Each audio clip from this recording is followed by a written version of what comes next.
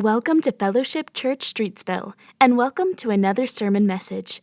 We are a church for people who don't go to churches, a place where critical thinking is encouraged and God's Word is taught. Let's get started. Okay, so good morning.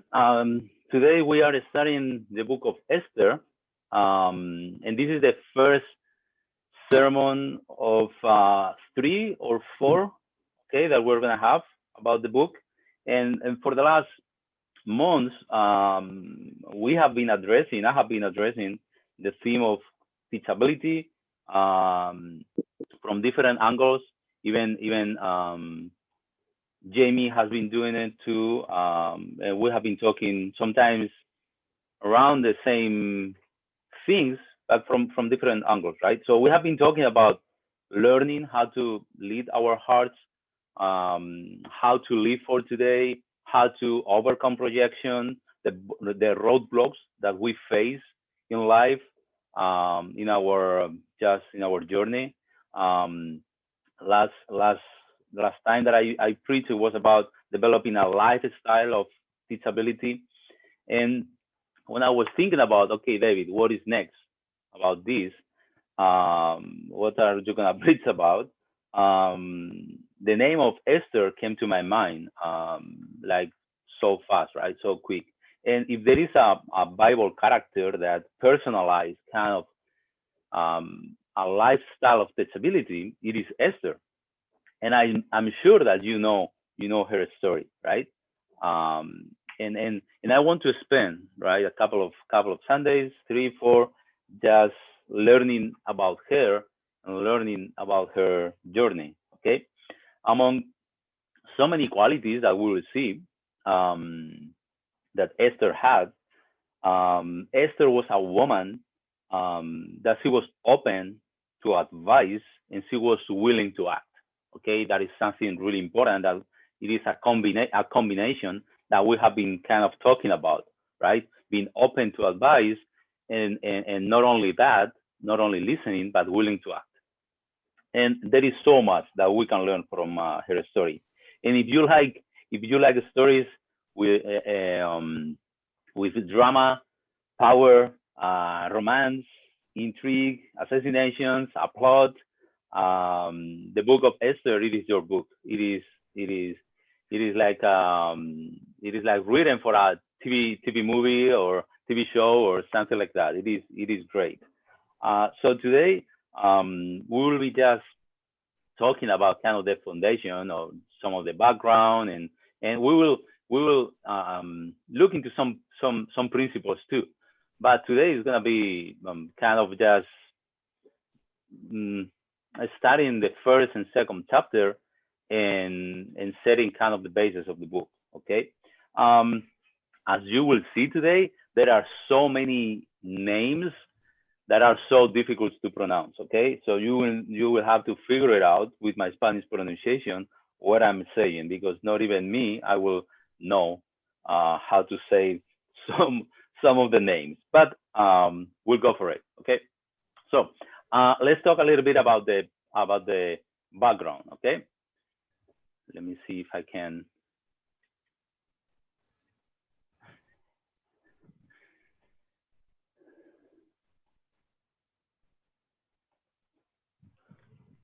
Okay, background. So the story has 4 key people. Okay, one is Esther, of course. The second one it is Mordecai. Okay, it is kind of Esther older cousin, and both were Jews in the diaspora, in the exile with the Persians. We have the king that you can they call it Assuerus or Xerxes, and you have Haman, kind of the prime minister, right? Like the guy that was against the Jews. So that is kind of the four key people of the story. Then about the author, we don't know who was the author of the book of Esther. Traditions say that maybe Mordecai, but some other scholars have suggested Ezra or Nehemiah because of the similarity of the writing style. So, but we don't know. Okay, when the story it is approximately 483, 471 BC, and Esther becoming a queen in 479 The story begins in 483, and that is 103 years after Nebuchadnezzar took the Jews into captivity, taking them to Babylon, and then the Persians, that it is where we are now with that empire, the Persians, then conquered Babylon. Okay, so um, kind of there were different groups that went to the exile, and then some groups came back to Jerusalem, but for Mordecai, for Esther, they remain in Persia instead of coming back to Jerusalem. Okay, so they just decided to be there, decided to stay in Persia because at that time Jews in Persia had kind of great freedom, right? They had businesses, and for some of the Jews thinking about coming back, if you think about Persia and the city where it is this story plays, that it is Shushan, that it is nowadays located in Iran. It is about 1600 kilometers, right?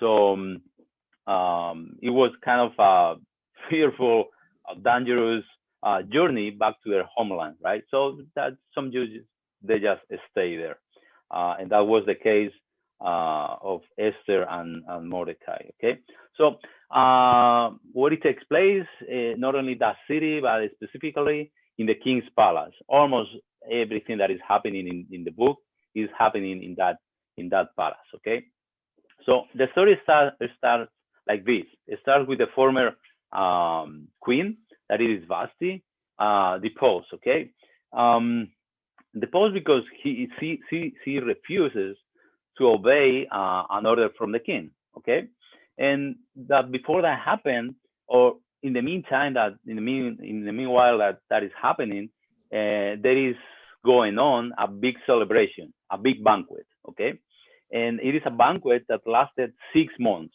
Okay, I don't know if you can imagine 6 months of banquet, right? Um, Once I attended a wedding in the northwest of Spain, and the wedding started at, I think it was 10 a.m. with the ceremony and all that. At 1 p.m. we started to have lunch. Okay, well, it was that day was 9, 10 p.m. and they were still bringing lobster to our tables. So it was crazy. I was just so tired of eating and just being there in the wedding and in the banquet. I was so tired. So just imagine 6 months of celebration um, was going on. Okay, so long celebrations like that were kind of the perfect scenario. Okay, to plan a battle. Okay, it wasn't just because the king wanted to do a big celebration. It was because they were going to plan a battle, because what he had in mind it is to conquer Greece. Okay, and that is what happened afterwards. Okay, um, and also it was meant, this kind of celebrations, to demonstrate that the king, that the empire had sufficient enough wealth, enough money, enough resources to carry out a war like that. Okay, so Persian kings, they had often do these kind of things and these kind of banquets, and it was so important for the king that time because he was the center of the power, right? He was the center of the authority of the whole empire. And for Persia, being a world power, if you are that big, you just, what you want it is to keep growing and growing and growing and keep conquering more and more territories. Okay, so how the king will look like in front of their generals, in front of their governors, in front of their army officers, etc., was kind of delicate. Okay, and it was crucial. So let's start reading some passages. Okay, in Esther 1:10-12, it says that on the seventh day after the celebration, when King Xerxes was in high spirits, was drunk um, from wine, he commanded the seven eunuchs who served him, and you can name them. I don't have to read them, but to bring before him Queen Vashti, wearing her royal crown, in order to display her beauty to the people and nobles, for she was lovely to look at. But when the attendants delivered the king's command, Queen Vashti refused to come. Then the king became furious and burned with anger. Verse 19 says that therefore, if because he was furious, right? He asked for advice. What I'm gonna do? Everyone is looking at me. She refuses. I'm looking so bad in front of everyone. I'm gonna kind of lose authority. What is gonna happen? So he says that therefore, if it pleases the king, let him issue a royal decree and let it be written in the laws of Persia and Media, which cannot be repealed, that Vashti is never again to enter the presence of King Xerxes. Also, let the king give her royal position to someone else who is better than she. And afterwards in Esther 2:1, it says that later the king Xerxes' fury had subsided. He remembered Vashti and what she had done and what he had decreed about her. So if you see, Queen Vashti refuses to exhibit herself become the king's, and it's interesting because it is the king's all male banquet. There were kind of two different banquets going on, one for females and another one for males, right? So what historians and scholars say it is that for a queen and for a woman to appear, okay, before an all men banquet in public and all that wasn't really a custom at all, and it was kind of offensive. What what what um what he did to her. So the king put Vashti in a tough situation, and because how she responded, the king found himself also with that unexpected answer and violating the king's, desires in front of absolutely everyone. So he was worried that the news will spread all over the empire, and he had to do something about it, right? That's why, in order to not lose face, there is this royal edict, um, letting everyone know that Queen Vashti has never been has been banished forever from the presence of the king. And that is what happened, right? I mean, we all know that forcing kind of obedience, right, is just a poor substitute for the love and respect that we need to have for each other, even husband and wife, right? And this is an interesting point that we will come back later. But if we compare the situation, this situation between the king and the queen, with the one between Mordecai and Esther, there is a total different outcome, right? And approach and everything, and we will see that later. So as a result of that, there is a searching for a new queen. So we're gonna read, okay? There is a lot of reading today, so we have a good background and everything. In Esther 2, 5 to 10, it says, now there was in the citadel of Susa a Jew of the tribe of Benjamin, named Mordecai, son of Jair, the son of Shimei, the son of Kish, who had been carried into exile from Jerusalem, we were talking before, by Nebuchadnezzar, king of Babylon, among those taken captive with Joachim, king of Judah. I don't know. Mordecai had a cousin named Hadashash, that is Esther, whom he had brought up because she had neither father nor mother. This young woman, who was also known as Esther, had a lovely figure and was beautiful. Mordecai had taken her as his own daughter when her father and mother died. When the king's order and edict had been proclaimed, many young women were brought to the citadel of Susa and put under the care of Hegai. Esther also was taken to the king's palace and entrusted to Hegai, who had charge of the harem. She pleased him and won his favor. She pleased him and won his favor. Um, Immediately, he provided her with her beauty treatments and special food. He assigned to her 7 female attendants selected from the king's palace, and moved her and her attendants into the best place in the harem. Esther had not revealed her nationality and family background because Mordecai had forbidden her to do so.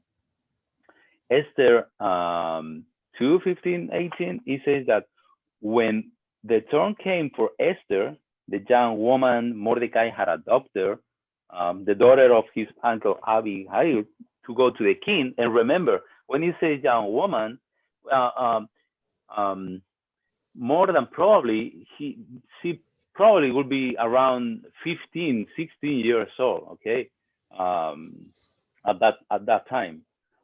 So see,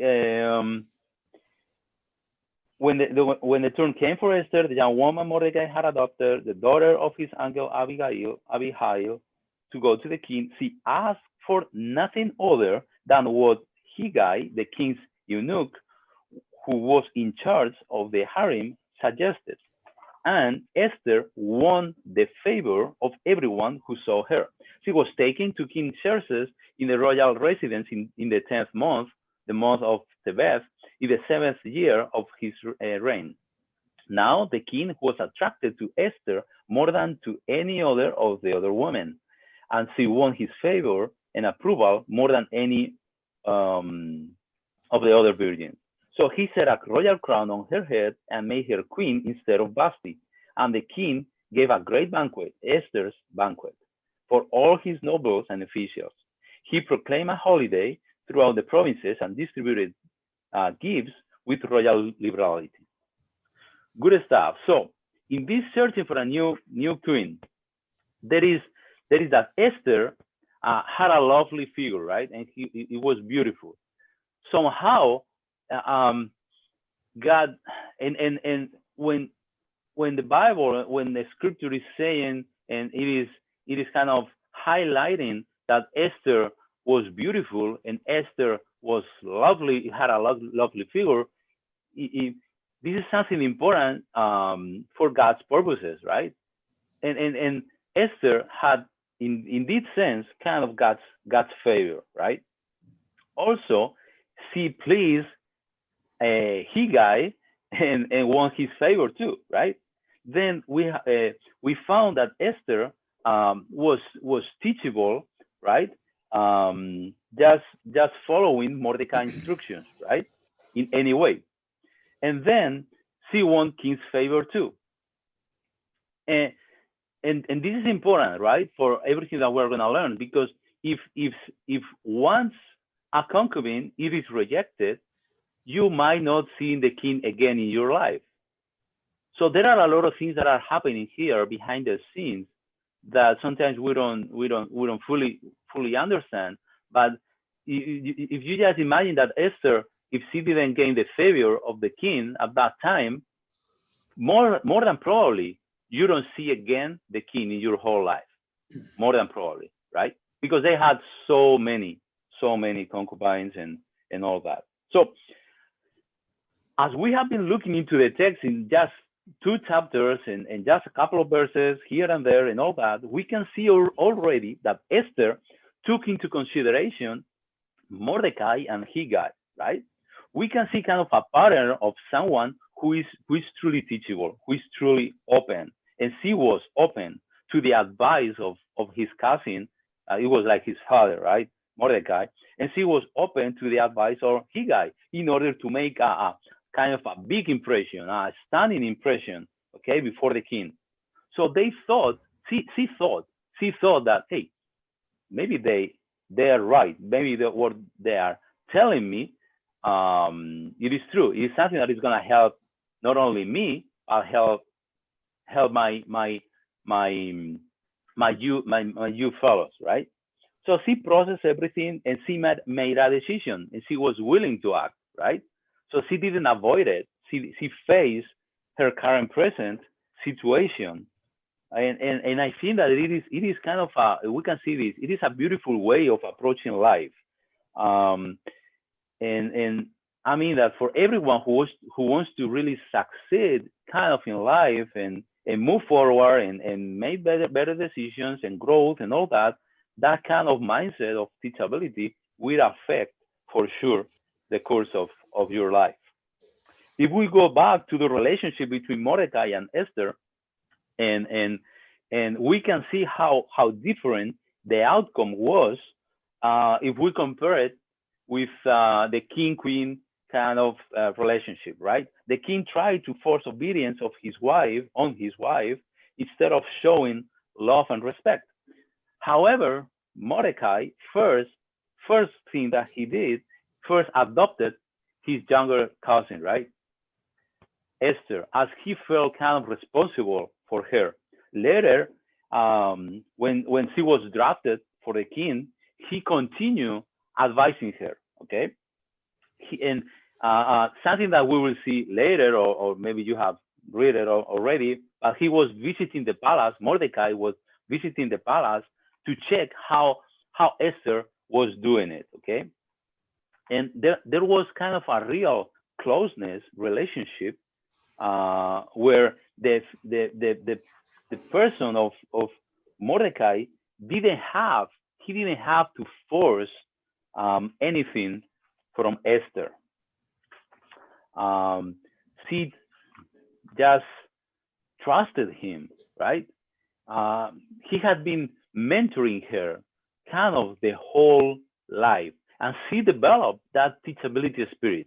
Look at this. Look at this verse, okay? In Esther 2:20. It says that Esther had not revealed her family or her people, that is her Jewish background, just as Mordecai had instructed her. For Esther did what Mordecai told her, just as when she was under his care, right? Was when she was in his house, when she took her, and and and and that relationship started. So this is something that it says a lot about Esther, right? And about the relationship between the two of them, and how I really believe that um, we need to be looking for people in our lives that we are always going to be, or kind of the character of Esther, just listening to people like Mordecai and taking into consideration other people that they are more mature than us, that they have in certain areas that they can help us, and somehow we always were gonna be people like Mordecai too, that we're gonna help others, right? With just our gifts, with the things that God has given us, right? I think that we are always in that position, kind of in the middle. We are in certain relationships, we are kind of Esther's. With some other relationships, we are kind of Mordecai's, right? It is always, we need to be open always with that teachability spirit to being able to pour into people's life and to being able to receive, okay, those both.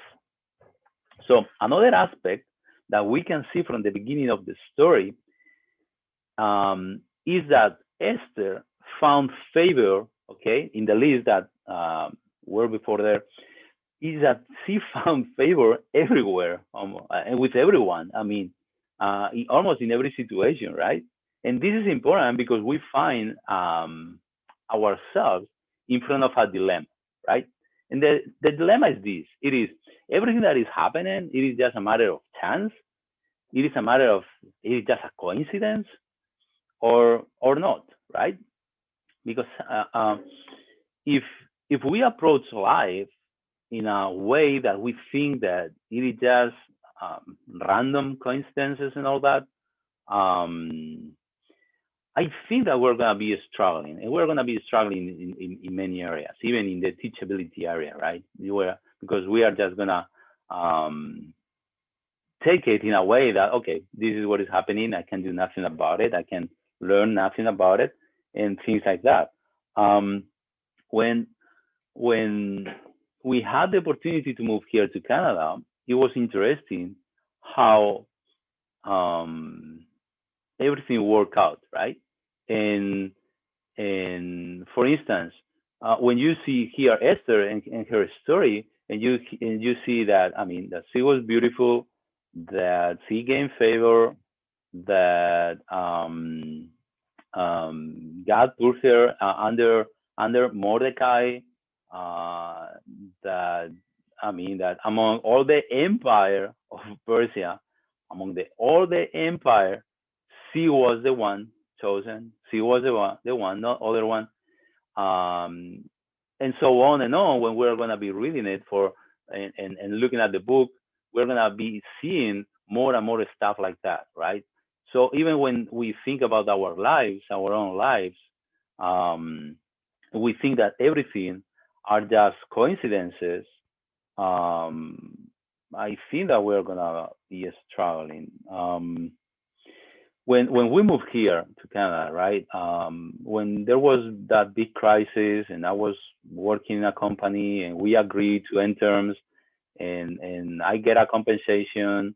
For instance, they gave me the same amount of money that our family that we needed to enter to the country, right? Um, it wasn't a coincidence. Um, when we received our visas, it wasn't a coincidence. After 3 or 4 months of waiting, that could happen when it never happened, right? Because I was in the waiting list, like the 400, and only like 20 people from the waiting list, they received the visa, and I was the number 400.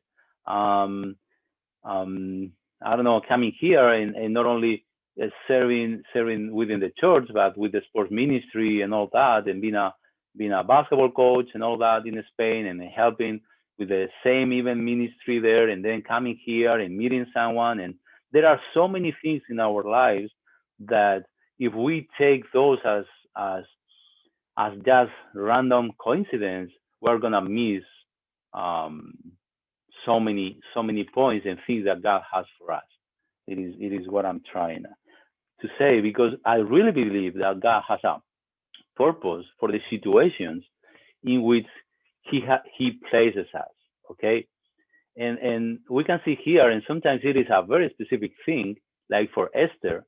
Um, some other times you just can't just relate to something more like, okay, what about your family? Do you think that you are part of your just your family because it is a random fact?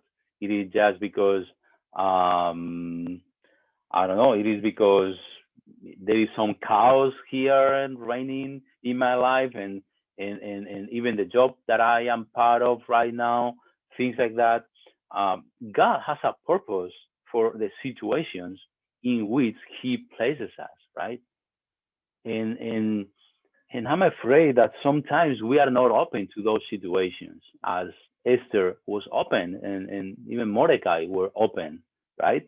Or or maybe I don't know, just being open to advice, right? We are facing a situation right now. I don't know which one is yours. I don't know, but maybe we need a Mordecai in our lives, right? We need someone to tell us, hey, David, look, you can approach this struggle from this point, or do this. This is the wisest thing to do. So you think about it, you pray about it, and you at least listen, and you come to a point where you are living your present, and you are deciding about your present as Esther did, because um, God is God is always at work. That is the reality. That is always at work. We may not see Him, but He's always at work, and He's always working behind the scenes. And this is something that God's sovereign kind of we can see God's sovereignty here in the book, from from the beginning to the end, and it is something that um, that we can see too in our lives, right? So I just encourage you that when you are facing, as you and I, we are facing our lives, coming to a point that understanding that I'm not facing the things that I'm facing as a random fact. I'm not facing the situations that I'm facing because well, it just happened. No, we are there, and maybe we are there for a purpose. We are there for a reason. Maybe we don't understand that reason. Maybe we don't know what it is. Maybe we will never know what it is. But one thing that I know it is that God is able. He is able to give guidance, as He did with Esther and Mordecai. Like He's able to give guidance and care for our lives, for any situation that we face. And although this is something not normal and natural in human, that we may question certain circumstances, the Bible tells us that God is still in control. And that is something that we can see here in the book of Esther, that God is still in control, even though there are so many attacks. There were so many attacks, even though they had so many problems and struggles, and they had to really think through and plan. Even if you think about this, Esther, she really thinking about the whole picture and the whole book. She really not only took into consideration everything that was shared with her, with Mordecai or Higai and all that, but she planned accordingly, right? But the Bible tells us that God is still in control, and He's still in control of your life and my life, and that He's always, always, always at work, both when we go through pleasant times, and when we go through unpleasant times. He's still in control, and He's always at work. And as Esther did, and even Sean was pointing out very well this morning, so we can serve Him effectively. We can take that place of as He said, of a child. We can take that place of humility. We can take that place of being teachable and say, God, here I am. I want to serve you, right? So this is kind of just the intro for the book of Esther. I really encourage you to read this book. Okay, for the next couple of weeks, we'll be talking more about it. You will see that pattern of teachability in Esther's life, and I mean, you just will be captured for a beautiful story of just salvation and just seeing God work. Even though it is one book in the Bible that it doesn't say the it is not written the word God in the whole book, but God is all over the book, right? It is an interesting fact. So what to do? And we are done. I told you, I promise you, it was gonna be short today. So what to do? Just three reminders, okay? I leave you with three reminders. The first one is that God is still in charge. If that is true, if you and I believe that He's still in charge, we can take courage. That is the reality. You can take courage because He's still in charge. Okay.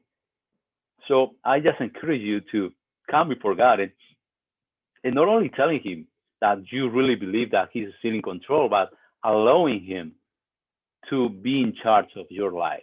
So take courage because whatever you are facing right now, God is still in charge. The second one is that God is always at work behind the scenes.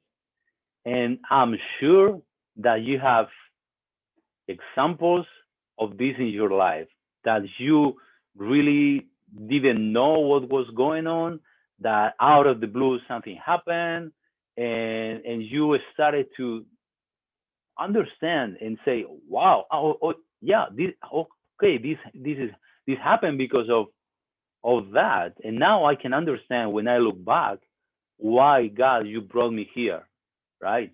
There are so many our God's ways are so deep and are we cannot fully grasp. I mean, all the work, all the that is God doing behind the scenes, right? It is just out of our mind. We just cannot understand it. We cannot grab the fullness of that, right? But He's there. He's in charge, and always at work. So trust God that no matter you are facing right now, He's in charge. He's still in charge, and He's working right now in your life. That's for sure. The third one, it is that what we can see here in Esther's story, it is a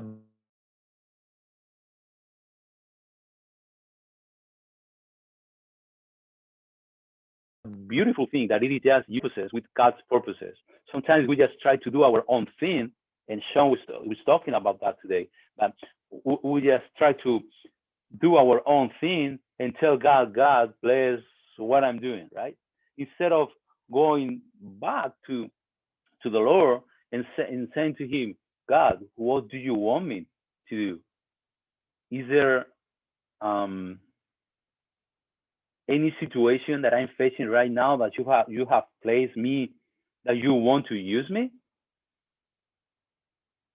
So having that openness before God and aligning our life's purposes to God's purposes, it is something that we need to do. And it is part of being humble and being teachable, right?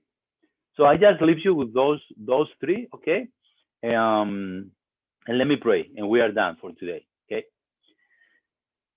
God, thank you so much for the beautiful story of Esther and Mordecai and how you brought salvation to them and how we can see that you were always at work, that you were still in control of your people's life. And Father, we come to you and we want to learn. We want to learn from Esther and we want to somehow replicate that kind of a spirit, that teachable spirit. So open our hearts.